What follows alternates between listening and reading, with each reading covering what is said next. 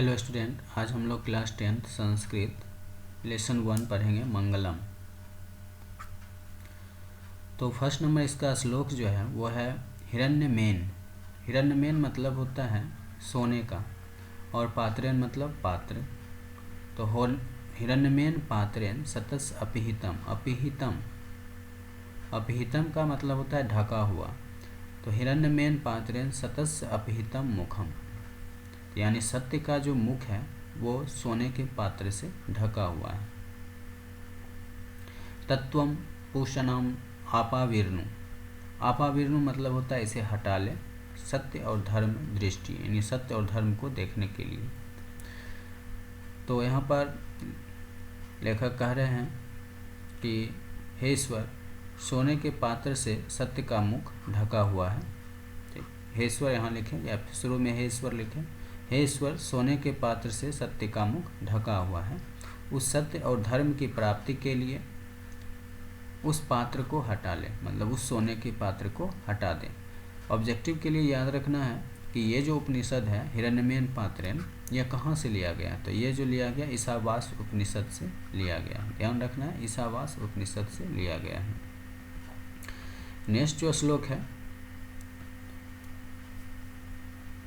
2 number है अनुरनियान महतो महियान। अनु मतलब होता है अनु, महान और महियान। महान मतलब अनु और अनियान महतो महियान, मतलब अनु से भी महान से महान जो है, अनु से भी छोटा। अनियान मतलब छोटा से छोटा, यानी अनु से भी जो छोटा हो और महान से भी महान हो। क्या?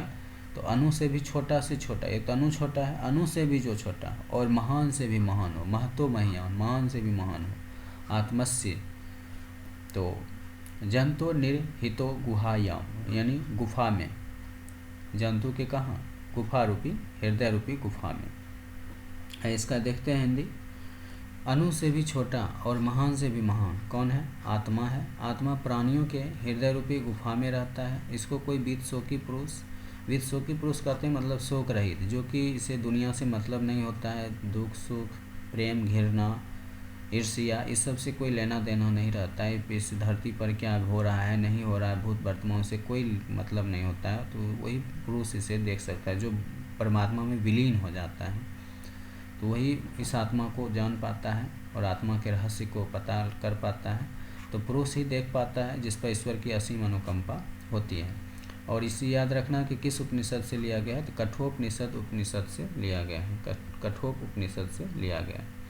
3 नंबर श्लोक है सत्यमेव जयते नान्यथा, मतलब सत्य की कभी हार नहीं होती है। सत्येन पंथा विततो देवयाना, यानी सत्य की जो रास्ता, पंथ मतलब रास्ता, सत्य की जो रास्ता है देवलोक तक फैला हुआ है। यानी देवलोक तक अगर पहुंचना है तो सत्य के पंथ पर ही चलकर हम पहुंच सकते हैं, यानी सत्य के रास्ते पर ही चलकर पहुंच सकते हैं। तो ये देखते हैं इसका हिंदी।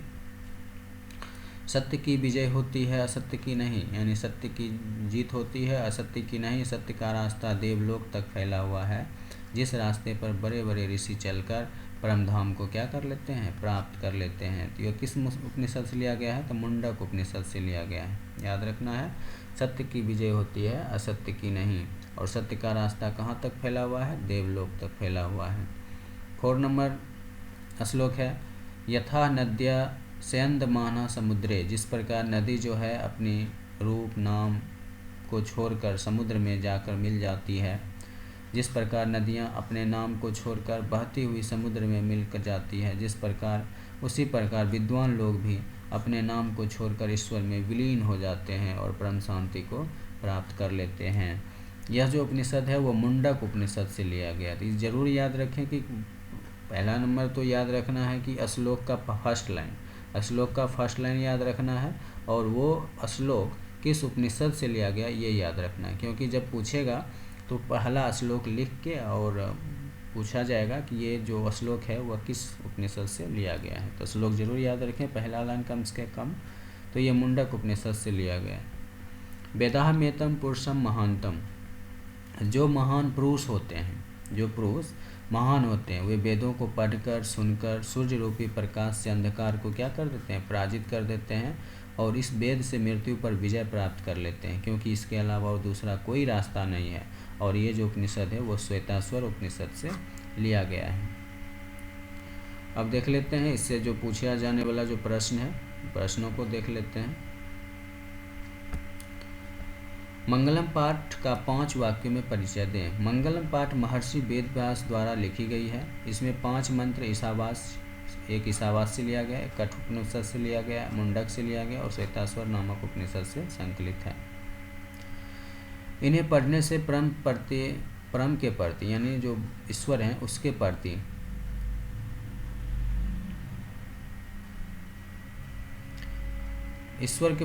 श्रद्धा उत्पन्न होती है, सत्य और आध्यात्मिक की खोज उत्सुकता होती है। आगे का जो क्वेश्चन है वो है मंगल पाठ के आधार पर सत्य की महिमा पर प्रकाश डालिए। तो सत्य की महिमा का वर्णन करते हुए महर्षि वेद व्यास जी कहते हैं कि हमेशा सत्य की जीत होती है, असत्य की नहीं। सत्य से ही देव लोक तक पहुंचा जा सकता है, यानी सत्य के रास्ते पर चलकर ही मनुष्य जो है वह देवलोक तक पहुंच सकता है, अर्थात सत्य से ही ईश्वर को पाया जा सकता है। आगे देखते हैं, मंगलम पाठ के आधार पर आत्मा की विशेषता बतलाइए। तो मंगलम पाठ में संकलित कठोपनिषद से लिए गए मंत्र में महर्षि वेद व्यास जी कहते हैं कि प्राणियों की आत्मा हृदय रूपी गुफा में रहता है। आत्मा की यही विशेषता है कि वह कहाँ रहता है, तो हृदय रूपी गुफा में रहता है। यह सूक्ष्म से सूक्ष्म और महान से महान है, यह छोटा से छोटा और महान से महान है। विद्वान लोग इस आत्मा को जानकर ही परमात्मा का दर्शन कर पाते हैं। पहले आत्मा तब फिर परमात्मा, पहले आत्मा को तो जानिए तो फिर परमात्मा खुद मिल जाएंगे। सत्य का मुंह किस पात्र से ढका हुआ है, तो सत्य का मुंह सोने के पात्र से ढका हुआ है, यानी हिरण्यमेन पात्र से ढका हुआ है, हिरण्यमेन पात्र से ढका हुआ है। नदियाँ क्या छोड़कर समुद्र में मिल जाती हैं, तो नदियाँ अपना नाम रूप को छोड़कर समुद्र में जा मिलती है और उसमें विलीन हो जाती है। आत्मा का स्वरूप क्या है, पठित पाठ के आधार पर स्पष्ट करें। तो कठोपनिषद में आत्मा के स्वरूप का वर्णन किया है, क्योंकि आत्मा मनुष्य की हृदय रूपी गुफा में रहता है। पीछे भी क्वेश्चन था, यह अणु से भी छोटा और महान से भी महान है। आत्मा का रहस्य को जानने के लिए सत्य की खोज आवश्यक है। अगर आत्मा के रहस्य को जानना है तो पहले किसका खोज जरूरी है, सत्य की खोज जरूरी है। आइए देखते हैं नेक्स्ट क्वेश्चन। महान लोग संसार रूपी सागर को कैसे पार करते हैं। श्वेताश्वर उपनिषद में ज्ञानी लोग और अज्ञानी लोग में अंतर बताया गया है। ध्यान रखना है ऑब्जेक्टिव के लिए कि ज्ञानी और अज्ञानी में अंतर किस उपनिषद में बताया गया है, तो श्वेताश्वर उपनिषद में बताया गया। तो क्वेश्चन आंसर से ही ऑब्जेक्टिव बन जाता है। करते हुए महर्षि वेद व्यास जी कहते हैं कि सत्य ही ईश्वर है, ईश्वर और कोई नहीं। कौन है, सत्य ही ईश्वर है। और ज्ञानी लोग उस सत्य को जानकर ही ईश्वर को क्या करते हैं, प्राप्त कर लेते हैं, क्योंकि इसके अलावा और कोई दूसरा रास्ता ही नहीं है। विद्वान पुरुष ब्रह्म को किस प्रकार प्राप्त करते हैं, तो मुंडोक उपनिषद में महर्षि वेद व्यास जी कहते हैं कि जिस प्रकार बहती हुई नदी अपने नाम रूप को छोड़कर समुद्र में जा मिलती है, उसी प्रकार महान पुरुष भी अपने नाम और रूप को छोड़कर ईश्वर में विलीन हो जाते हैं। सत्य और वेद को जानकर ब्रह्म को प्राप्त कर लिया जाता है। यानी अगर ब्रह्म को प्राप्त करना है पहले सत्य की खोज करनी पड़ेगी और वेद को जानना पड़ेगा, उसके बाद भगवान प्राप्त होंगे।